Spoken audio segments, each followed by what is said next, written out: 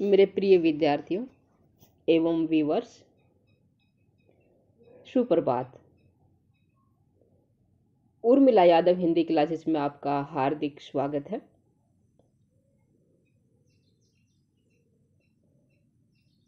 जैसा कि आपको पता है,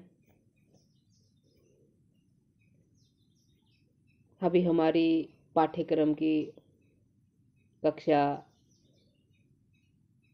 9वीं, 10वीं, 11वीं, 12वीं के सिलेबस की पाठ्यक्रम की क्लासेस चल रही हैं। आज उसी संदर्भ में समाज से संबंधित बहुविकल्पीय प्रश्न आज हम मिलके हल करेंगे। समास क्या होता है, कितने भेद होते हैं, ये सब पहले हो चुका है, पहले हम कर चुके हैं। उसका लिंक आपको इस वीडियो के डिस्क्रिप्शन बॉक्स में मिल जाएगा। समाज को पढ़ने के लिए आप दिए हुए लिंक पे क्लिक कर सकते हैं। समाज की विस्तृत जानकारी आपको मिल जाएगी। फिलहाल आज की कक्षा में हम बहुविकल्पीय प्रश्न करेंगे और साथ ही आपको जानकारी भी दी जाएगी कि ये जो प्रश्न का विकल्प आया, उत्तर आया, क्यों आया, कैसे आया। वीडियो को अंत तक अवश्य देखें और जो मेरे बच्चे हैं वो इन सभी प्रश्नों को, सभी समाज के से संबंधित जो भी प्रश्न हैं, जो भी विकल्प दिए गए हैं, उन सभी को अपनी नोटबुक में लिखें और अच्छे से समझें। आगे बढ़ने से पहले मैं आप सभी से निवेदन करती हूँ कि वीडियो को अपने दोस्तों के साथ शेयर अवश्य करें ताकि उनको भी समाज के विषय में जानकारी मिले, वो भी समाज से परिचित हो सके।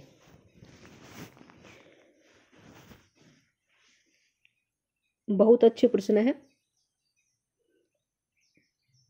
और आप इन प्रश्नों को अच्छे से पढ़ लोगे तो आपकी परीक्षा जो मार्च या अप्रैल में होने वाली है, इन्हीं में से समाज से संबंधित प्रश्न आपकी परीक्षा में अवश्य आएंगे। अतः आप ध्यान से इनको समझें, प्रत्येक विकल्प को ध्यान से देखें, समझें और सुने।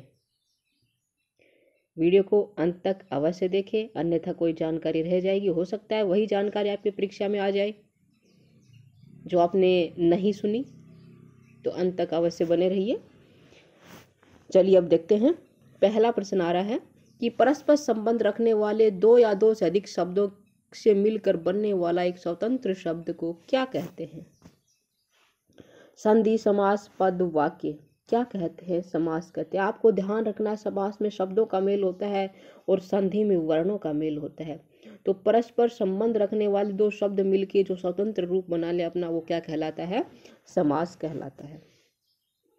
समास का शाब्दिक अर्थ क्या होता है? पद, वाक्य, वर्ण, संक्षेप। क्या होता है? संक्षेप यानी कि छोटा करना, सूक्ष्म करना, संक्षेप करना। ठीक है। समास के कितने भेद हैं? सभी को पता है समास के कितने भेद हैं? कमेंट बॉक्स में लिखिए कितने भेद है समास के।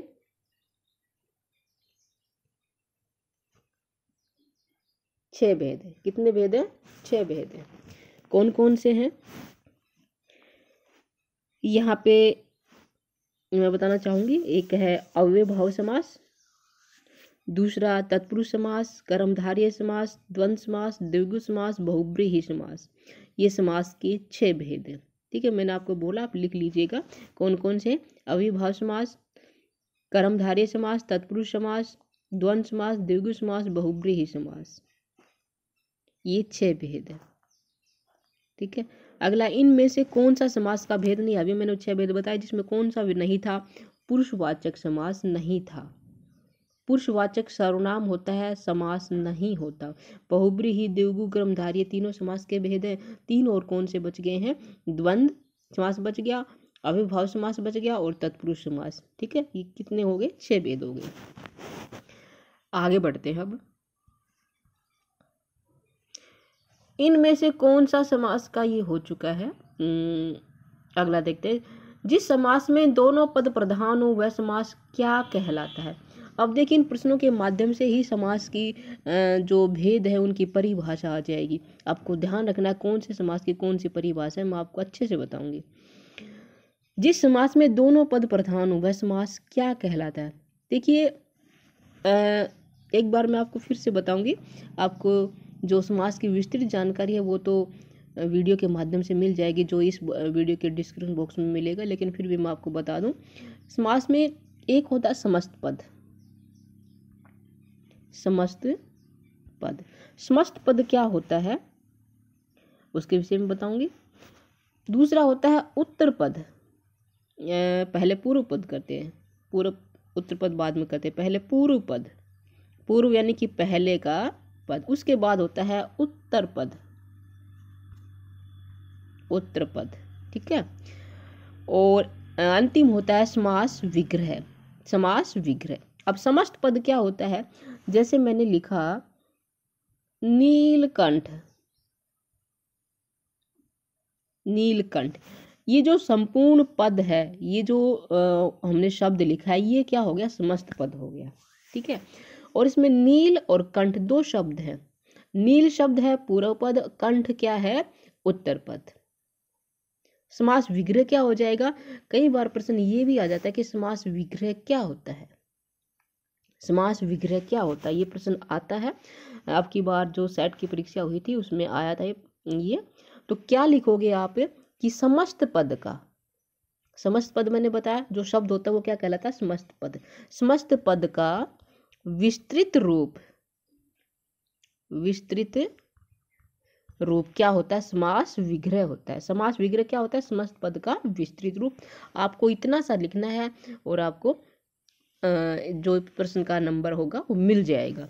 तो समस्त पद का विस्तृत रूप क्या कहलाता है, समास विग्रह कहलाता है।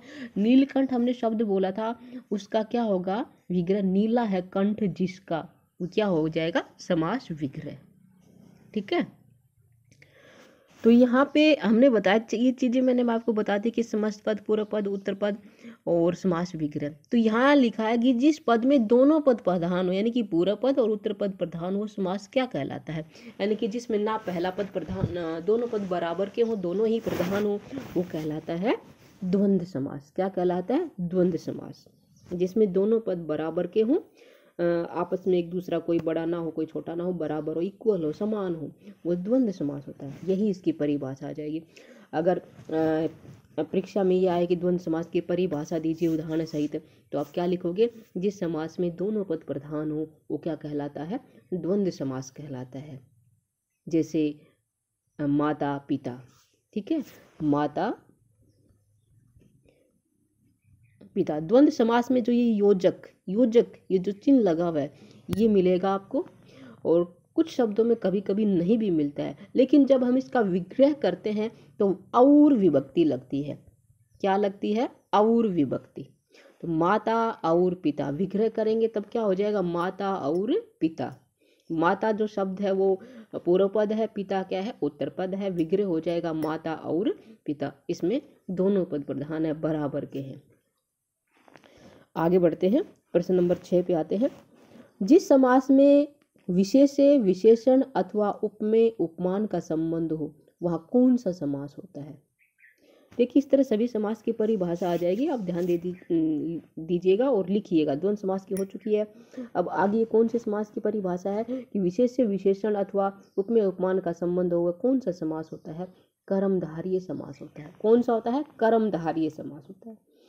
विशेष्य का आपको पता है, विशेषण का पता है, यानी कि विशेषण वो होता है जो संज्ञा या सर्वनाम की विशेषता बताए, वो क्या कहलाएगा, विशेषण कहलाएगा। यानी कि संज्ञा शब्द क्या कहलाएगा, विशेषण, और जो वाक्य में बच गया वो क्या कहलाएगा, विशेष्य।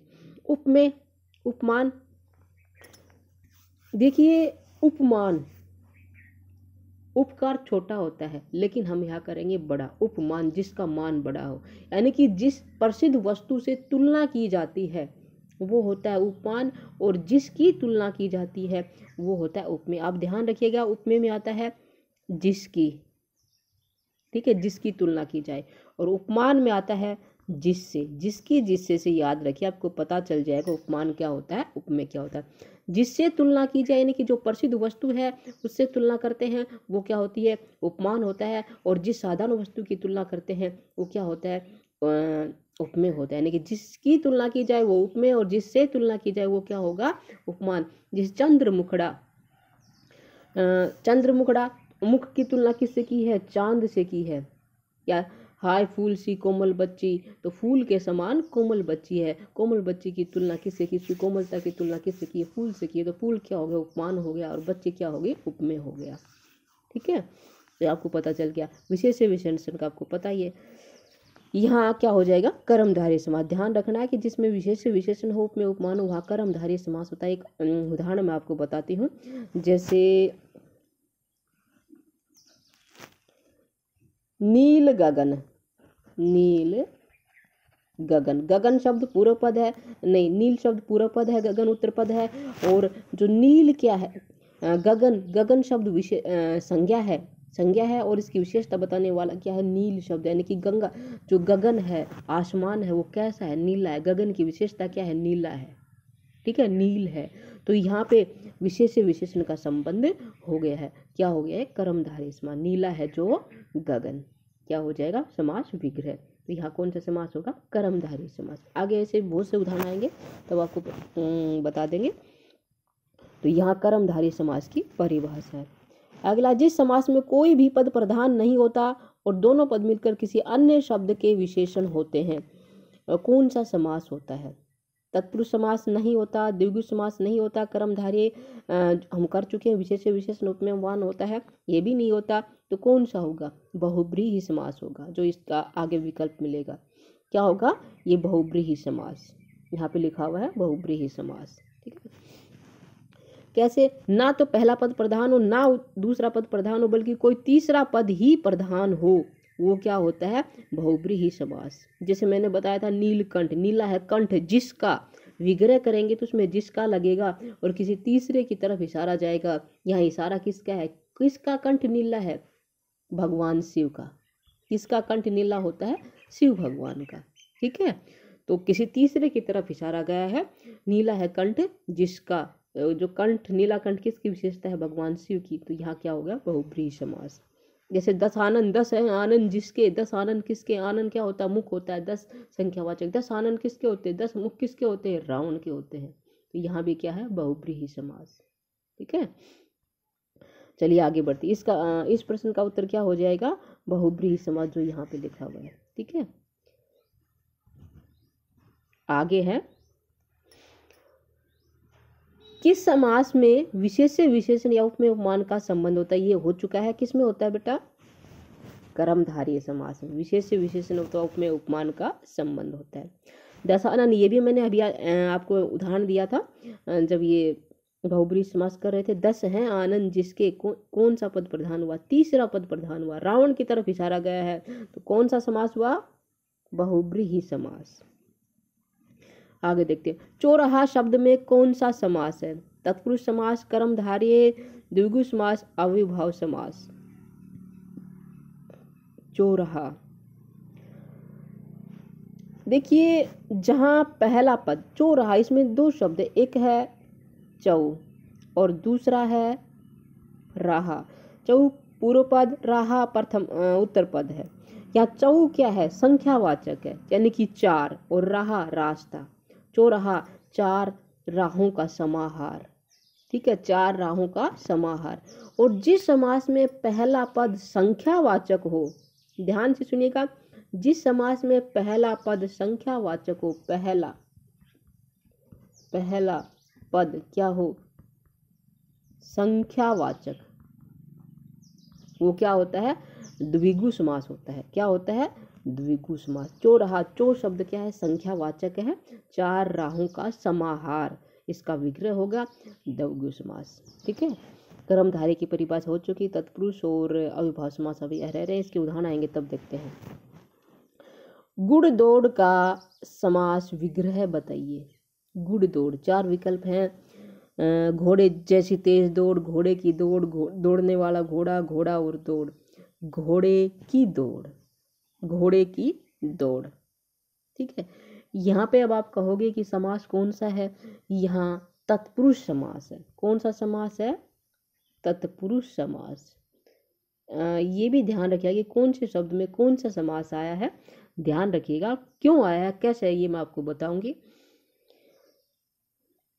देखो, तत्पुरुष समास की जो परिभाषा है वो होती है कि जिस समास में उत्तर पद प्रधान हो। कौन सा पद प्रधान हो, उत्तर। उत्तर कौन सा होता है, दूसरा पद प्रधान हो, उत्तर पद प्रधान हो, ठीक है। और जो प्रथम पद गौण हो, वो क्या होता है, तत्पुरुष समास। कौन सा होता है, तत्पुरुष समास। अभी मैंने लिखा था तत्पुरुष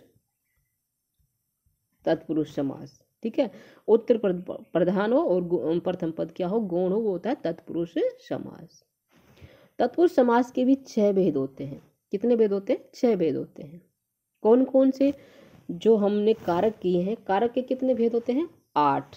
तो उनमें से आप क्या छोड़ दो, कर्ता कारक छोड़ दो और संबोधन कारक छोड़ दो। बाकी जो कारक के भेद हैं, कर्म, करण, संप्रदान, अपादान, अधिकरण, संबंध, ठीक है। ये 6 जो कारक के भेद हैं वही तत्पुरुष समास के 6 भेद हैं। विभक्ति हमारी लगती है, जैसे कर्ता की क्या होती है, ने, कर्ता को छोड़ चुके। कर्म की क्या होती है, को, ठीक है। कर्म की को। करण की क्या होती है, से होती है, लेकिन साधन के रूप में, ठीक है। से किस रूप में होती है, साधन के रूप में, ठीक। संप्रदान की क्या होती है, के लिए, के वास्ते, के निमित्त, के हेतु। अपादान की क्या होती है, से होती है, लेकिन अलग होने के भाव में होती है, अलग होने के भाव में, ठीक है। अधिकरण की क्या होती है, में, पर, ठीक है, में और पर। और जो संबंध होता है उसकी क्या होती है, का, के, की, का, की, मेरा, मेरी, रा, रे, री, यानी जो संबंध को बताएं, ठीक है। और जो संबोधन होता है उसकी हे, अरे विभक्ति होती है, लेकिन इसमें नहीं होता वो, ठीक है। तो ये जो कारक की विभक्ति है, इनसे हमें पता चल जाएगा कि तत्पुरुष समास है, तत्पुरुष समास का कौन सा भेद है, ठीक। तो यहाँ पे गुड़ दौड़, अगर आपसे पूछा जाए कौन सा समास है, तत्पुरुष समास बताओगे। ये पूछा जाए कि तत्पुरुष समास का कौन सा भेद है, तो घोड़े की दौड़, यहाँ क्या है, की आया है, की विभक्ति आया है, और की विभक्ति किस में आती है, संबंध में आती है। तो क्या हो जाएगा, संबंध तत्पुरुष, ठीक है। कारक भी आपको ध्यान होने चाहिए, तभी आप बता पाओगे कि कौन से तत्पुरुष का भेद है। और इसके लिए आपको कारक की विभक्ति याद करने पड़ेंगे, जो मैंने आपको लिखवा दिया है। आगे आता है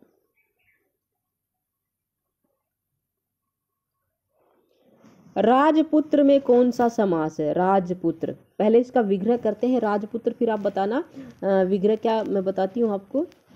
राजा का पुत्र, ये इसका विग्रह होगा, राजपुत्र का, राजा का पुत्र।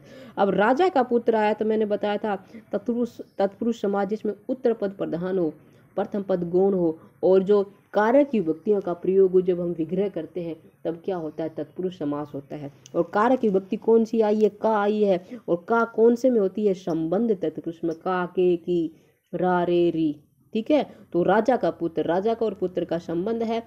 और कैसा पुत्र है, राजा का पुत्र है, उत्तर पद प्रधान है, तत्पुरुष समास है। कौन सा है, संबंध तत्पुरुष। क्या बताओगे आप, तत्पुरुष समास, ठीक है। अगला देखते हैं, तिरंगा शब्द का समास विग्रह छाटिए। 3 रंगों का समाहार, 3 रंगों का मिलना, 3 रंगों वाला, और 3 में से कोई नहीं। सभी एक जैसे लग रहे हैं, आपको गलती नहीं करनी है। 3 रंगों का समाहार, 3 रंगों का समूह, जहाँ इकट्ठा हो, इकट्ठी चीजें हो, वो होता है, ठीक है। और मैंने बताया था कि जिस समास में पहला पद क्या हो, संख्यावाचक हो, क्या हो, संख्यावाचक, वो क्या होता है, द्विगु समास होता है। क्या होता है, द्विगु समास, ठीक है। तो यहाँ कौन सा हो जाएगा, 3 रंगों का समाहार, द्विगु समास। अगला है तुलसी कृत में कौन सा समास है? तुलसी कृत। पहले इसका विग्रह करते हैं। तुलसी द्वारा, तुलसी द्वारा कृत। ठीक है, तो देखिए जो तत्पुरुष समास है उसका एक भेद है करण तत्पुरुष। उसमें मैंने विभक्ति बताई थी, से भी होती है और के द्वारा भी होती है, के द्वारा। ठीक है, साधन के रूप में। जैसे हस्तलिखित, हाथ से लिखित, यहाँ साधन क्या है? हाथ है, हाथ से लिख रहा है, तो यहाँ क्या हो जाएगा? से विभक्ति आई है और साधन के रूप में, इसलिए क्या है? तत्पुरुष समास है, कर्ण तत्पुरुष। यहाँ तुलसी कृत, तुलसी द्वारा कृत। कृत का अर्थ होता है लिखना, तुलसी द्वारा लिखा हुआ, कृत किया हुआ, बना, रचा हुआ। ठीक है, तो यहाँ कौन सा समास हो जाएगा? तत्पुरुष समास, और तत्पुरुष का भी क्या हो जाएगा? करण तत्पुरुष समास। ठीक है, करण तत्पुरुष समास। जहाँ पहला पद संख्यावाचक हो और दोनों पदों के बीच में विशेष विशेषण संबंध हो, उस समास को क्या कहते हैं? पहला पद संख्यावाचक को ध्यान रखना है, क्या कहते हैं? द्विगु समास कहते हैं। क्या कहते हैं? द्विगु समास। हस्तलिखित ये आ गया, मैंने देखा नहीं था, वैसे ही आपको बताया था। हाथ से लिखित कौन सा समास है? तत्पुरुष समास है। और कौन सा समास है तत्पुरुष का भेद? कर्ण तत्पुरुष समास है। पंचवटी शब्द का समास विग्रह छाटिए। पंचवटी, वट होता है बड़ का पेड़, वट वृक्ष, और पंच होता है 5, तो 5 शब्द क्या है? संख्यावाचक है। विग्रह क्या हो जाएगा? मैंने बताया समूह के रूप में होना चाहिए। द्विगु समास में 5 वटों यानी कि वृक्षों का समाहार, वट वृक्ष को भी कहते हैं, और वट यहाँ बड़ का पेड़ जो वट वृक्ष होता है। ठीक है, 5 वटों का समाहार। यहाँ क्या द्विगु समास। कौन सा समास होगा इसमें? द्विगु समास। रसोई घर शब्द के लिए सही समास विग्रह कौन सा होगा? रसोई घर। रसोई होता है जहाँ भोजन, रसोई यानी कि भोजन, और घर, घर जहाँ रसोई बनती हो, भोजन बनता हो। ठीक है, वो क्या होता है? रसोई के लिए घर। रसोई के लिए घर यानी कि भोजन के लिए घर, जहाँ भोजन पकाते हैं उसके लिए घर। तो क्या हो जाएगा? रसोई के लिए। रसोई का घर नहीं होगा, रसोई और घर भी नहीं होगा, रसोई में घर भी नहीं होगा। ध्यान रखिएगा, रसोई के लिए घर करना होगा। और जहाँ के लिए विभक्ति आती है वहाँ कौन सा समास होता है? तत्पुरुष का कौन सा भेद होता है? संप्रदान तत्पुरुष। के लिए, के वास्ते, के निमित्त, के हेतु, के कारण। ठीक है, ये विभक्ति आती हैं, वहाँ क्या होता है? संप्रदान तत्पुरुष। लगभग मामलों में क्या होता है? के लिए आता है। कौन सा होगा? संप्रदान तत्पुरुष। ठीक है, तो रसोई के लिए घर।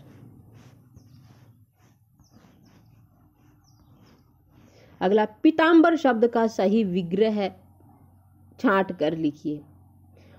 पीत यानी कि पीला, अंबर वस्त्र, पीत और अंबर, पीत अंबर वाला, पीत है जो अंबर, और पीत अंबर में क्या होगा इसका सही विग्रह? आप कंफ्यूज करने वाला है, आपको कंफ्यूज नहीं होना है। आपको क्या करना? पीत है जो अंबर। अंबर की विशेषता क्या है? यानी कि वस्त्र की विशेषता क्या है? कि वो पीला है, तो पीत है जो अंबर करोगे, पीत अंबर वाला नहीं करोगे। पीत है जो अंबर, अंबर की विशेषता बतानी है। तो यहाँ समास कौन सा होगा? कर्मधारय। ठीक है, अच्छा, इसमें पीतांबर है, इसमें कर्मधारय समास भी है और साथ ही इसमें बहुब्री ही समास भी है। बहुब्री समास क्या होगी? देखिए, पीतंबर, पीले अंबर किसके होते हैं? भगवान श्री कृष्ण के होते हैं ना। अगर इसका विग्रह ये आता है, पीत है अंबर जिसके, पीत है अंबर, मैं लिख दूं, पीत है अंबर जिसके, और यहाँ क्या हो जाएगा? कृष्ण। तो क्या हो जाए? किसके अंबर पीत होते हैं? भगवान श्री कृष्ण के। तो यहाँ तब समास होगा बहुब्रीहि समास। और यदि विग्रह ये होता है कि पीत है जो अंबर, जहाँ केवल अंबर की विशेषता बताई जाए, तब क्या होगा? कर्मधारय समास। और भगवान श्री कृष्ण की विशेषता बताई जाए तब क्या होगा, बहुब्रीहि समास। तो विग्रह पर डिपेंड करेगा, विग्रह पर निर्भर करेगा कि यहाँ पे कौन सा समास है, दोनों ही समास है।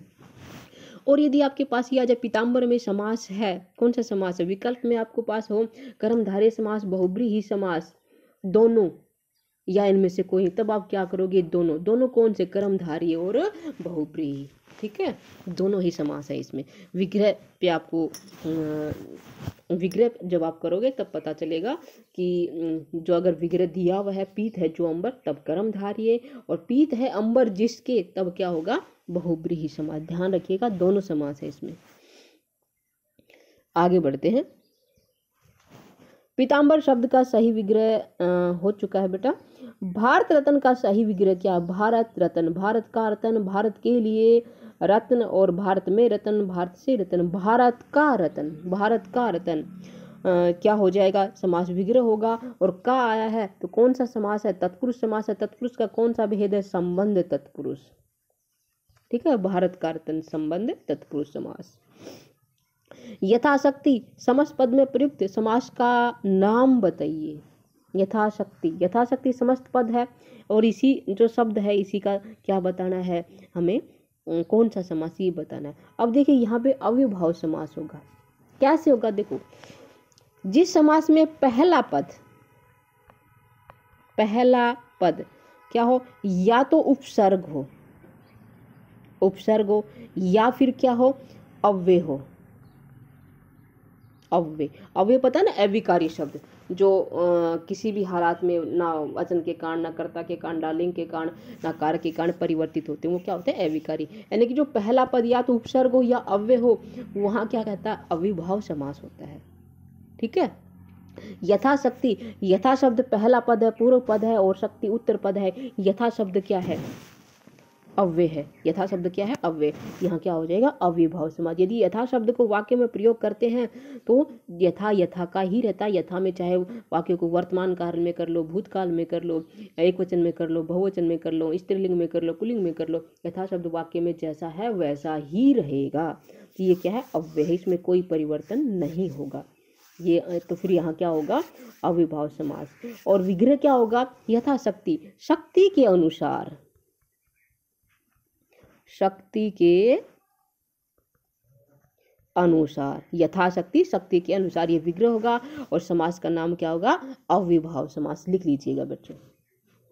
नवरत्न शब्द में कौन सा समास, मैंने बताया था नव शब्द क्या है, नो, और रत्न जो आभूषण होते हैं, रत्न होते हैं। तो नो शब्द आ गया। नो शब्द क्या है, संख्यावाचक है, तो क्या हो जाएगा, द्विगु समास। जिस पद में पहला पद क्या हो, संख्यावाचक हुआ, क्या होता है, द्विगु समास। नवरत्न, नव शब्द, नौ रत्नों का समाहार। विग्रह क्या होगा, नौ रत्नों का समाहार। अगला, दही बड़ा शब्द का सही विग्रह चुनकर लिखिए। दही बड़ा, दही बड़ा जो खाते हैं ना, वही दही बड़ा है। दही बड़ा नाम सुन के सबके मुंह में पानी आ गया होगा। अभी देखते हैं इसका विग्रह क्या होगा। दही में बड़ा नहीं होगा ये, तो आगे देखते हैं। दही और बड़ा, दही के लिए बड़ा, दही का बड़ा। दही और बड़ा क्या होगा, दही और बड़ा।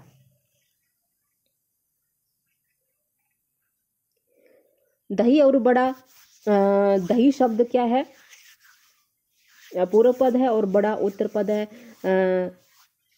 यहाँ और विग्रह आया है तो क्या हो जाएगा, द्वंद्व समास। जिस पद में दोनों पद प्रधान हुआ क्या होता है, द्वंद्व समास। दही और बड़ा, दही बड़ा द्वंद्व समास।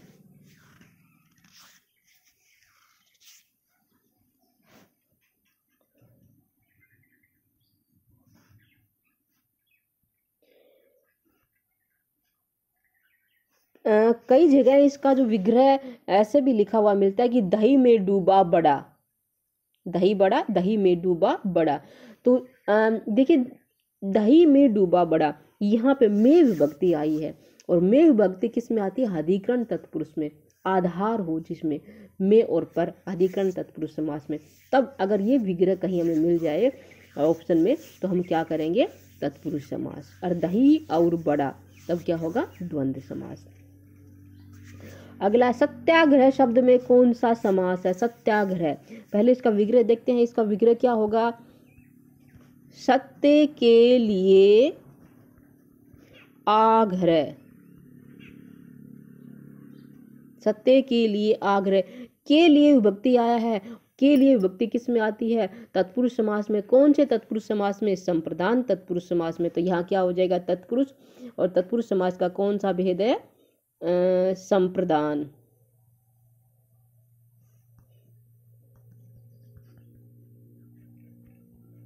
संप्रदान तत्पुरुष समास, ठीक है। सत्य के लिए आग्रह।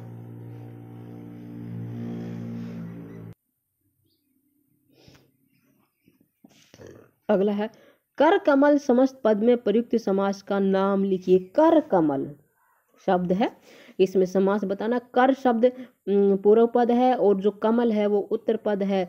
मैंने बताया था कि आपको जिस समास में विशेष विशेषण या उपमेय उपमान का संबंध हो वो क्या होता है? कर्मधारय समास होता है। क्या होता है? कर्मधारय समास। और ये भी बताया था कि उपमेय क्या होता है, उपमान क्या होता है। उपमान जो प्रसिद्ध वस्तु होती है वो उपमान होता है, यानी कि जिससे तुलना की जाती है उपमान, और जिसकी तुलना की जाती है वो क्या होता है? उपमेय। या कर क्या मतलब क्या होता है? हाथ, और कमल, कमल का फूल। कमल के समान कर प्रसिद्ध कौन है? जिसकी तुलना, जिससे तुलना की गई, किससे? कमल से की गई है। कमल यहाँ क्या है? उपमान है। कर क्या है? उपमेय है, ठीक है। तो यहाँ उपमेय उपमान का संबंध हो गया। कौन सा समास हुआ? कर्मधारय समास। कई बार जो उपमान है पहले आ जाता है और उपमेय बाद में आ जाता है, ये कोई मायने नहीं रखता, चाहे पहले आए बाद में आए, शब्द में उपमेय उपमान का संबंध होना चाहिए, ठीक है। जैसे कमल नयन, कमल के समान नयन, तो वहाँ कमल नयनों की तुलना, आंखों की तुलना किससे की है? कमल से की है। तो कमल उपमान है और नयन क्या है? उपमेय है। यहाँ पे कमल उपमान पहले आया और नयन बाद में आए। यहाँ पे जो उपमेय है वो पहले है और उपमान है बाद में है। तो आगे पीछे हो सकते हैं, कोई फर्क नहीं पड़ता। अगला है हस्तलिखित शब्द का सही विग्रह कौन सा होगा? ये भी मैं बता चुकी थी। हस्तलिखित और आ भी चुका है पहले। हस्त से लिखित साधन के रूप में है करण तत्पुरुष समास। कौन सा होगा? करण तत्पुरुष समास। करण तत्पुरुष समास होगा हाथ से लिखित। ध्यान रखिएगा, हाथ पर लिखित नहीं होगा, हाथ का लिखित नहीं होगा, हाथ के लिए लिखित नहीं होगा, हस्त से लिखित। आपको कंफ्यूज नहीं होना, कंफ्यूज वाले विकल्प मिलेंगे आपको। और यहाँ है भी कि कौन सा करूँ मैं, पर करूँ, सारे सभी में विभक्ति लगी हुई है। का या के लिए करते हैं, तो क्या करते हैं? हाथ से हम लिखते हैं। हाथ से लिखित या साधन के रूप में है करण तत्पुरुष समास। अगला है मैं कल से आमरण अनशन पर बैठूंगा। रेखांकित शब्द में पद में कौन सा समास है? देखिए रेखांकित यानी कि रेखा से अंकित। देखो इसके नीचे रेखा लिखी हुई है, रेखा अंकित है, ठीक है। आमरण, मैंने बताया था कि जिस समास में पहला पद क्या हो? उपसर्ग हो या अव्यय हो, वहाँ क्या होता है? अव्ययभाव समास होता है। आमरण, आ पूर्व पद है और मरण क्या है? उत्तर पद है। और आ शब्द क्या है? उपसर्ग है, ठीक है। आ क्या है? उपसर्ग है। कौन सा समास हो गया? अव्ययभाव समास। अब इसका क्या होगा? विग्रह क्या होगा? मरण तक, ठीक है। आमरण यानी कि मरण तक, यानी कि मृत्यु तक, ठीक है। मरण तक या मृत्यु तक, ठीक है। या मृत्यु पर्यंत ऐसे भी हो सकता है, मृत्यु पर्यंत, ये विग्रह भी बिल्कुल सही है। या मरण तक या मृत्यु तक या मृत्यु पर्यंत, ठीक है, बिल्कुल सही है ये विग्रह। मृत्यु पर्यंत लिख लीजिएगा, बिल्कुल सही है ये अव्ययभाव समास।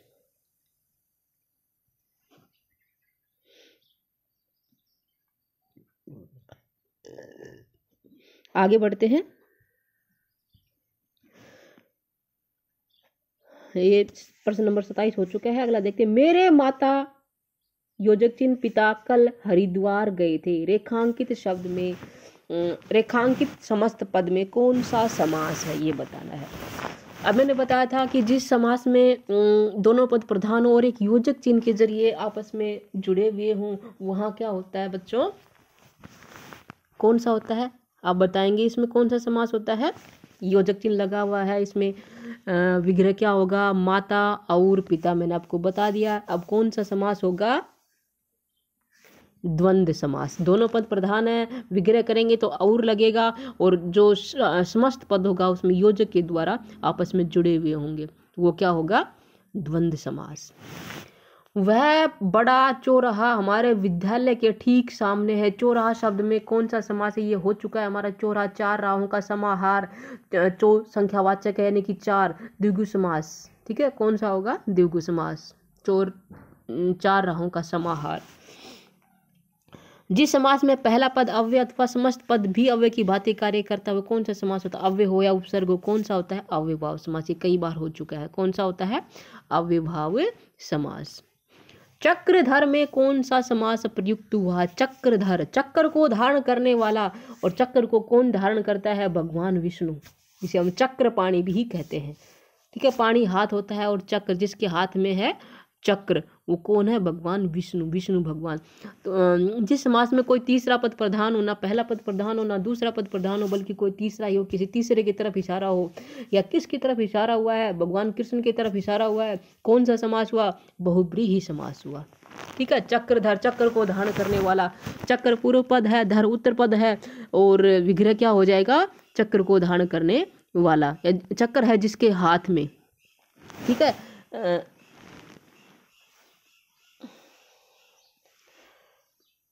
विग्रह इसका जो सही विग्रह क्या होगा? चक्रधर, चक्र को धारण करने वाला कौन हो जाएगा? श्री कृष्ण।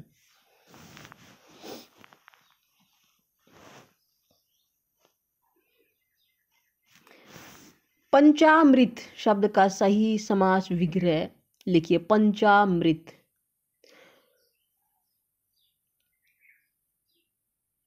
पंच का अमृत, पंच और अमृत, पंच के लिए अमृत, पांच अमृतों का समाहार, ये होगा। जो पंचामृत बनाते हैं उसमें पांच अमृत मिलते हैं, मतलब पांच ऐसी चीजें मिलती हैं जो सेहत, शरीर के लिए जो गुणों से भरपूर होती हैं, यानी कि पांच चीजों से मिलके पंचामृत बनता है, जो एक जो दिव्य औषधि के रूप में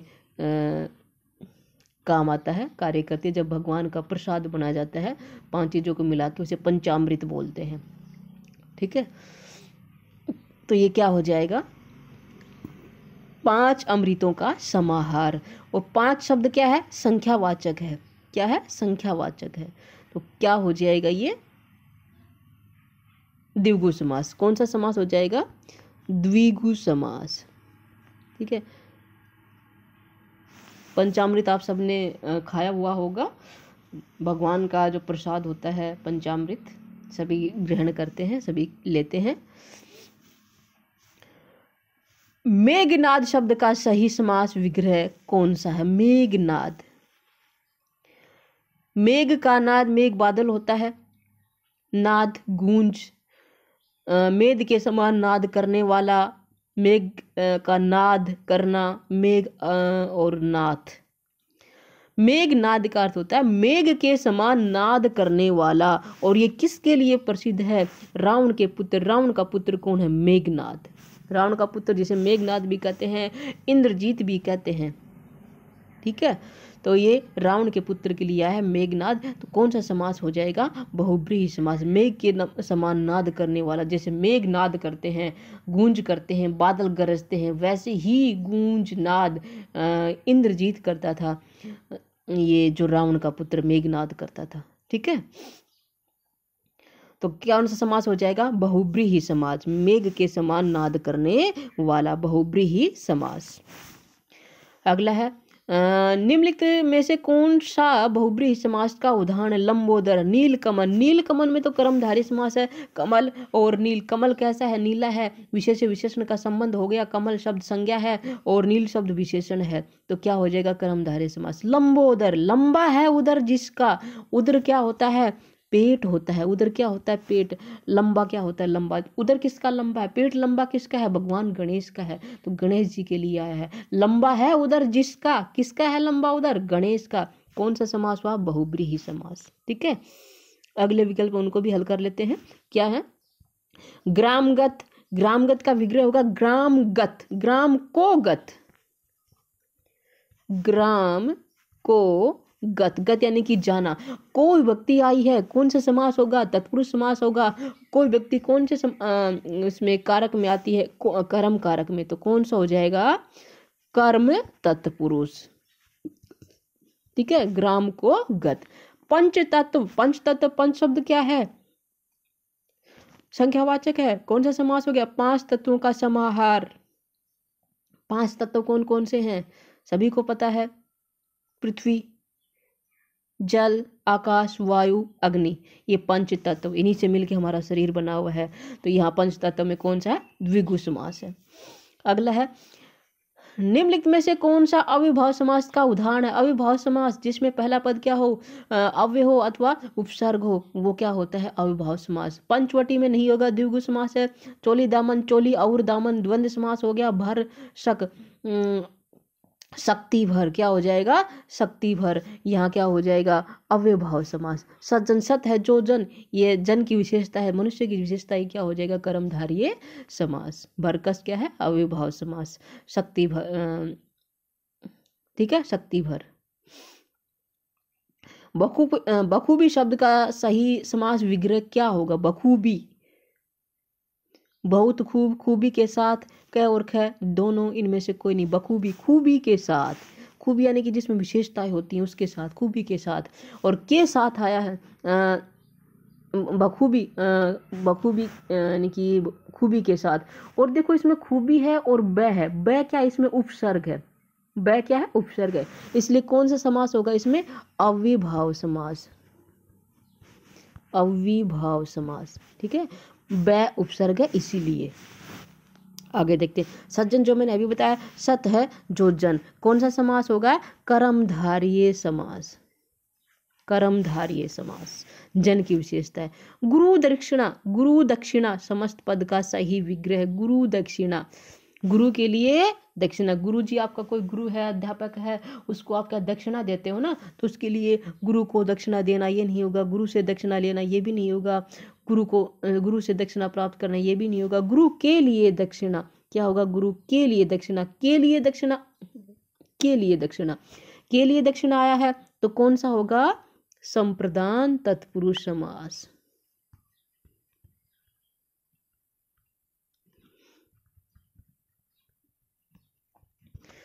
संप्रदान तत्पुरुष समास। अभी आप कहोगे कि बड़ी स्पीड से करवा रहे हो मैम, तो बेटा प्रश्न ज़्यादा हैं और बहुत ही आसान है, सभी आपको समझा दिए थे पहले, और अभी इसको हम हल कर रहे हैं तो थोड़ा जल्दी चल रहे हैं।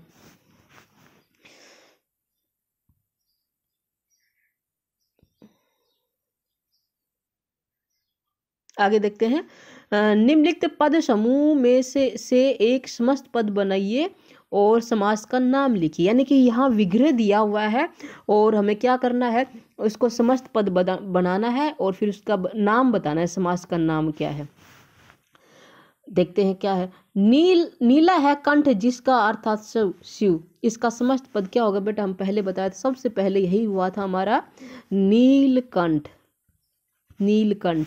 ठीक है, इसका समस्त पद क्या हो जाएगा, नीलकंठ, नीला है कंठ जिसका, घुमा फिरा के प्रश्न आ सकते हैं, ऐसे भी आ सकता है कि विग्रह दे दिया जाएगा, बताया जाएगा कि इसमें कौन सा समास है। तो नीलकंठ में कौन सा समास हो जाएगा, बहुब्रीहि समास, क्या हो जाएगा इसका, बहुब्रीहि समास। ठीक है, अगला देखते, पंच तत्वों का समाहार, ये आ चुका है, क्या होगा, पंच तत्व, पंच तत्व, पंच तत्व, पंच तत्वों का समाहार, कौन सा समास होगा, द्विगु समास, द्विगु समास, कौन सा होगा, द्विगु समास। वचन रूपी अमृत, वचन रूपी अमृत, इसका विग्रह क्या होगा, विग्रह तो दिया हुआ है, समस्त पद क्या होगा, वचनामृत, वचनामृत लिख लीजिएगा, वचनामृत यानी कि वचन रूपी अमृत। वचन जो हम वचन देते हैं किसी को, उसी को क्या बता दिया, अमृत, वचन रूपी अमृत। तो यहाँ पे उपमेय और उपमान का संबंध हो, वहाँ क्या होता है, कर्मधारय समास। वचनों की तुलना किससे की है, अमृत से की है। अमृत क्या है, उपमान है, वचन क्या है, उपमेय है। कौन सा समास हुआ, कर्मधारय समास। कौन सा हुआ, कर्मधारय समास। ठीक है, अब आगे बढ़ते हैं, इन सभी को आप लिखिएगा। कमल के समान नयनों वाला अर्थात श्री राम क्या हो जाएगा, कमल नयन। कमल नयन, मैंने ये भी एग्जाम्पल आपको बताया था। उपमेय उपमान का संबंध है, नयनों की तुलना कमल से की है। कौन सा समास हो गया, कर्मधारय समास। कर्मधारय समास। ठीक है, आगे बढ़ते हैं। गंगा और यमुना और विभक्ति आई है, कौन सा समास हो जाएगा, दोनों पद प्रधान है, कौन सा हो जाएगा, द्वंद्व समास। द्वंद्व समास। ठीक है, खटके के बिना, खटके के बिना, बेखटके, बे खटके, बेखटके, खटके के बिना, इसका समस्त पद क्या होगा, बेखटके। बे शब्द उपसर्ग है, तो क्या हो जाएगा, कौन सा समास हो गया, अव्ययभाव समास। अव्ययभाव समास। अगला है, गिरि को धारण किया है जिसने, अर्थात कृष्ण। गिरि को धारण, गिरि यानी कि पर्वत, पर्वत को किसने धारण किया था, श्री कृष्ण ने। गोवर्धन पर्वत को धारण किया था ना, जब भगवान इंद्र कुपित हो गए थे और वरुण को उन्होंने वर्षा करने के लिए बाध्य कर दिया था, बहुत ज़्यादा बारिश कर दी थी। पूरा जो वृंदावन है, गोकुल है, वो उसमें पानी में डूब गया था। तो भगवान श्री कृष्ण गोवर्धन पर्वत को धारण किया था अपनी चिटली उंगली पर, तो उस तभी से उसका नाम हो गया था गिरिधर, यानी कि गिरि को धारण किया है जिसने, अर्थात श्री कृष्ण। कौन सा समास हो गया, समस्त पद क्या हो जाएगा, गिरिधर। गिरिधर। और समास कौन सा हो जाएगा, बहुब्रीहि समास। बहुब्रीहि समास। आगे देखते हैं, पेट भर कर, पेट भर कर, यहाँ क्या हो जाएगा, भर पेट। पेट भर कर, भर पेट। यहाँ भर जो शब्द है वो अव्यय है, तो क्या हो जाएगा, अव्ययभाव समास। अव्ययभाव समास। ठीक है, कौन सा है, अव्ययभाव समास, पेट भर में, पेट भर कर। पंच रूपी परमेश्वर, यहाँ पे कौन सा उपमेय उपमान का संबंध है, पंच की तुलना किससे की है, परमेश्वर से की है। पंच क्या है, उपमेय है, और परमेश्वर क्या है, उपमान है। यहाँ पंच परमेश्वर क्या हो जाएगा, इसका विग्रह क्या होगा, नहीं, समस्त पद क्या विग्रह तो दिए बेटा, मैं थोड़ा जल्दी में उल्टा बोल गई। पंच परमेश्वर, पंच परमेश्वर, पंच परमेश्वर समस्त पद होगा। और समास कौन सा हो जाएगा, कर्मधारय। कौन सा हो जाएगा, कर्मधारय समास। ठीक है, अगला देखते हैं, यश प्राप्त। यश प्राप्त, यश को प्राप्त, यश प्राप्त क्या हो जाएगा,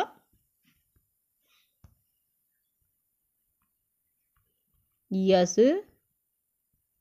प्राप्त।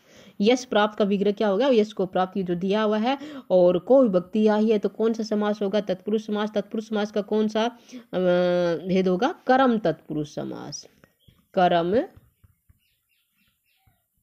तत्पुरुष समास। ठीक है, कोई विभक्ति आई है इसलिए। अगला है, रात ही रात।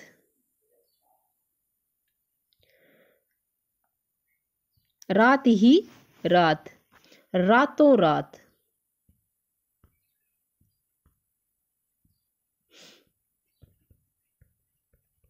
रातों रात, रातों रात, रात ही रात।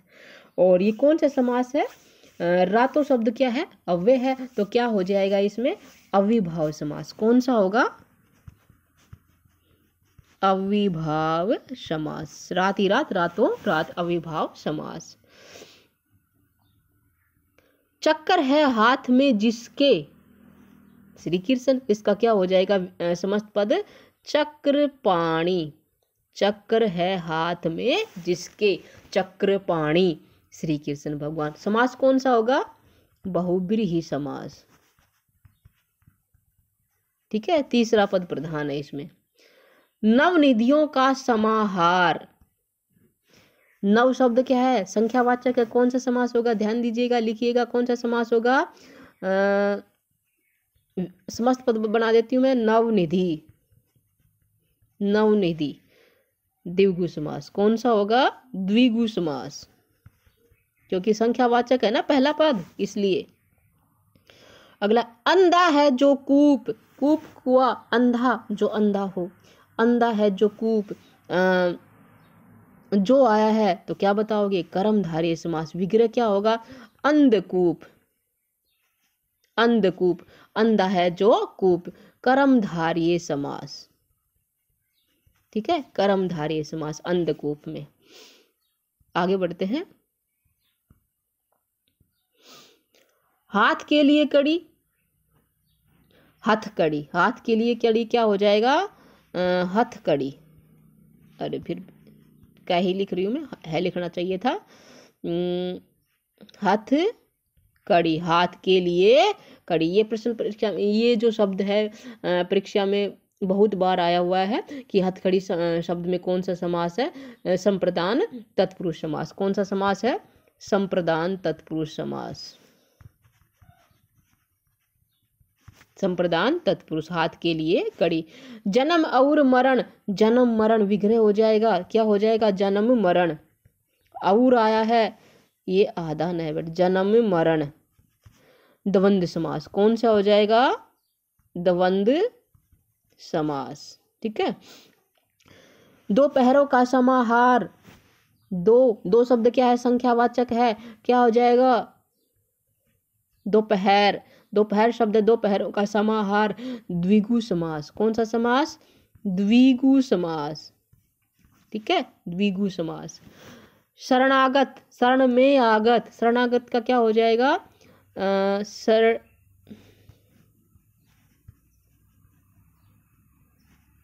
शरणागत, शरण में आगत, शरण में आगत। में विभक्ति आई है। में विभक्ति कौन से तत्पुरुष समास में आती है? अधिकरण तत्पुरुष समास में। कौन सा हो जाएगा ये? अधिकरण तत्पुरुष समास। शोक से आकुल, से आकुल, आकुल बेचैन। ठीक है, तो क्या हो जाएगा? समस्त पद लिख देती हूँ। शोकाकुल, शोकाकुल यानी कि शोक से आकुल। शोक से आकुल आया है, से विभक्ति आई है, से अलग नहीं हुआ है, शोक उसके साथ है, तो क्या हो जाएगा? साधन के रूप में आया है। कौन सा हो जाएगा? करण तत्पुरुष समास। करण तत्पुरुष समास। ठीक है, शोकाकुल, शोक से आकुल, करण तत्पुरुष समास। महाकाव्य, महान है जो काव्य। महाकाव्य, महाकाव्य, महान है जो काव्य। काव्य की विशेषता कैसी है? वो महान है। और विशेषता बताने वाला समास कौन सा होता है? कर्मधारय समास। जहाँ विशेष से विशेषण का संबंध होता है वहाँ क्या होता है? कर्मधारय समास। महान है जो काव्य, जो आया है क्या हो जाएगा? कर्मधारय समास। ऋण से मुक्त क्या हो जाएगा? इसका समस्त पद ऋण मुक्त।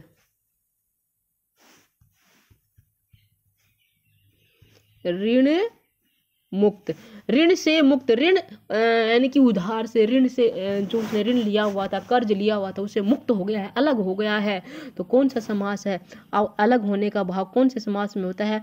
आपादान तत्पुरुष समास में। आपादान तत्पुरुष समास, आपादान तत्पुरुष समास। सत्याग्रह, सत्य के लिए आग्रह, ये पहले हो चुका है। सत्य के लिए आग्रह के लिए आया है, तो कौन सा समास हो जाएगा? संप्रदान तत्पुरुष, सत्याग्रह। सत्याग्रह, सत्य के लिए आग्रह, कौन सा समास? संप्रदान तत्पुरुष समास। संप्रदान तत्पुरुष समास। ठीक है, संप्रदान तत्पुरुष समास। अगला है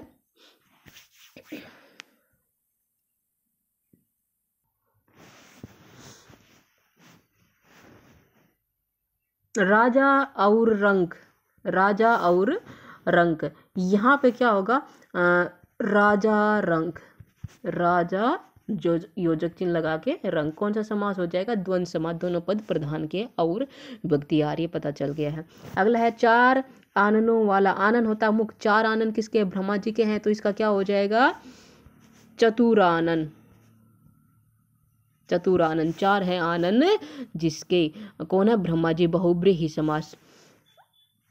देश के लिए अर्पण, देशार्पण, देशार्पण, देश के लिए अर्पण, के लिए आया है संप्रदान तत्पुरुष, कौन सा समास है? संप्रदान तत्पुरुष समास। चांद और सूरज, और आया है तो कौन सा हो जाएगा? द्वंद्व समास, चांद सूरज, क्या हो जाएगा? समस्त पद क्या हो जाएगा? चांद सूरज, ठीक है, चांद सूरज, योजक चिन्ह लगा के। अगला है गगन को चूमने वाला अर्थात बहुत ऊंचा, इसका समस्त पद क्या होगा? गगन चुंबी, गगन चुंबी, ठीक है, गगन को चूमने वाला क्या हो जाएगा? कर्मधारय समास, क्या होगा? कर्मधारय समास। प्रत्येक पल, प्रतिपल, प्रति उपसर्ग है और उपसर्ग जिसमें आता है वो क्या होता है? अव्ययभाव समास होता है, अव्यय है प्रतिपल, तो क्या हो जाएगा? अव्ययभाव समास। चंद्र है शिखर पर जिसके, चंद्रशेखर, किसके शिखर पर चंद्र होता है? भगवान शिव के, तो क्या हो जाएगा? चंद्रशेखर, चंद्र है जिसके शिखर पर, कौन सा समास होगा? बहुब्रीहि समास, बहुब्रीहि समास। अगला है न्यून अथवा अधिक, न्यूनाधिक, क्या हो जाएगा? नाधिक, न्यून अथवा अधिक, अव्ययभाव समास। कमल जैसे नयन, कमल नयन, ये पहले भी हो चुका है। कमल नयन, कमल नयन, कमल के समान नयन या कमल जैसे नयन, कर्मधारय समास, उप में उपमान का संबंध है। जन्मांध, जन्म से अंधा, जन्मांध, जन्म से अंधा, अव्ययभाव समास। दिन दिन, दिनों दिन, दिनों दिन, अव्ययभाव समास, कौन सा है? अव्ययभाव समास।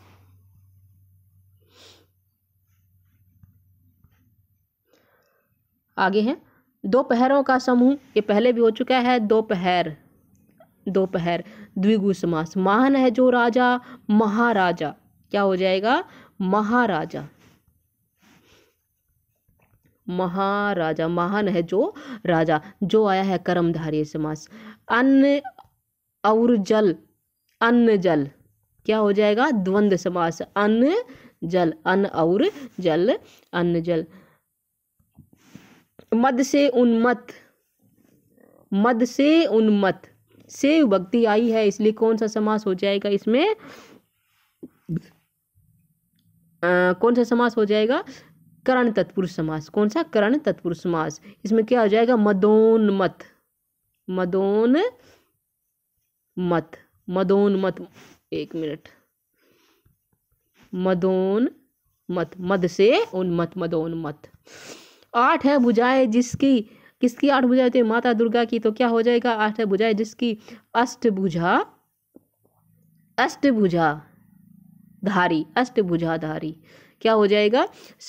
इसका विग्रह समस्त पद और बहुब्रीहि समास, कौन सा हो जाएगा? बहुब्रीहि समास। चार है पैर जिसके अर्थात खाट, इसका क्या हो जाएगा? चारपाई, चारपाई, चार है पैर जिसके अर्थात खाट, चारपाई। अब आप कहोगे कि चारपाई जो चार शब्द संख्यावाचक है, चार पायों का समाहार, तब तो क्या करोगे? द्विगु समास। और चार पैर है जिसके अर्थात खाट, जिसमें क्या होगा? चारपाई, बहुब्रीहि समास। दोनों चारपाई में दोनों समास है, द्विगु समास भी, बहुब्रीहि समास भी। विग्रह अगर ये होता है चार पायों का समाहार, तब तो क्या होगा? द्विगु समास। और चार है पैर जिसके अर्थात जो खाट के लिए आता है वो होता है बहुब्रीहि समास। अच्छा योग, सुयोग, सुयोग, अच्छा योग, सुयोग, क्या है? उपसर्ग है, कौन सा समास हो जाएगा? अविभाव समास हो जाएगा, ठीक है। अगला है तीन कुटियों का समूह या समाहार, त्रिकुट, त्रिकुट, एक मिनट, त्रिकुटिया, त्रिकुटिया, ठीक है, तीन कुटियों का समाहार, त्रिकुटिया तीन कुटियों का समाहार। तीन आया शब्द द्विगु समास। जल में उत्पन्न होने वाला, जल में उत्पन्न होने वाला क्या हो जाएगा? जलज।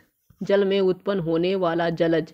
और जलज किसके लिए है? कमल के फूल के लिए है, तो क्या हो जाएगा? बहुब्रीहि समास। जलज शब्द में कौन सा समास है? बहुब्रीहि समास।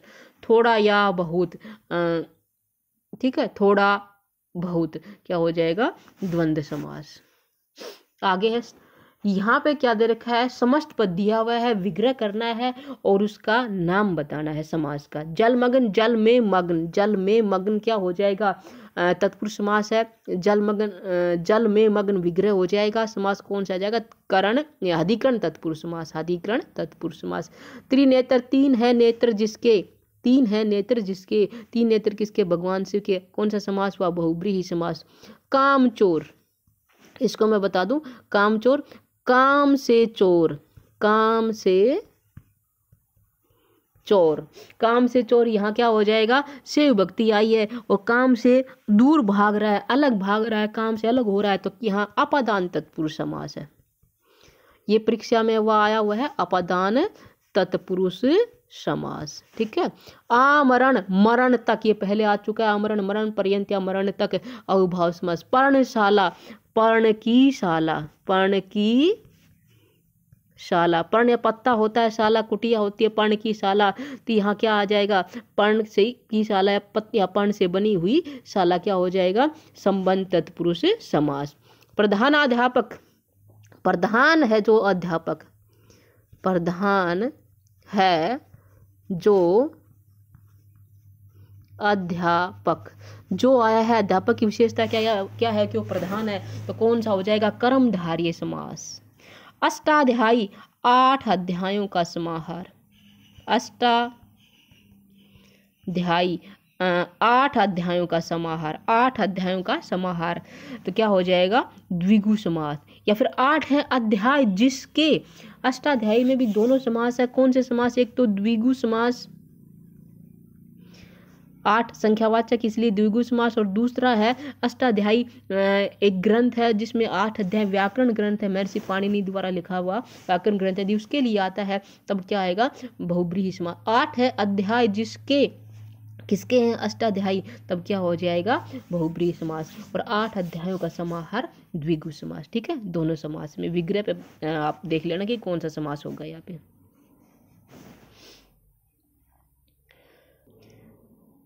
ठीक है बच्चों, मेरे प्रिय विद्यार्थियों, आज बहुत लंबा समय ले लिया आपका, इसके लिए माफ़ी चाहती हूँ। प्रश्न ही ऐसे थे, इनको छोड़ने का मन नहीं किया कि सभी को हल करवा दूं, और थोड़े जल्दी जल्दी चले हैं, कोई नहीं। उम्मीद करती हूँ आप वीडियो को पॉज करके सभी प्रश्नों को अवश्य लिखेंगे और ध्यान से आपने समझा होगा। अंत तक बने रहने के लिए आपका धन्यवाद। फिर मिलेंगे अगले विषय के साथ। आपका दिन शुभ हो, आप अपनी परीक्षा में अच्छे नंबर से पास हो, आप सभी प्रश्नों को अच्छे से हल कर पाए, यही मेरी दुआएं हैं।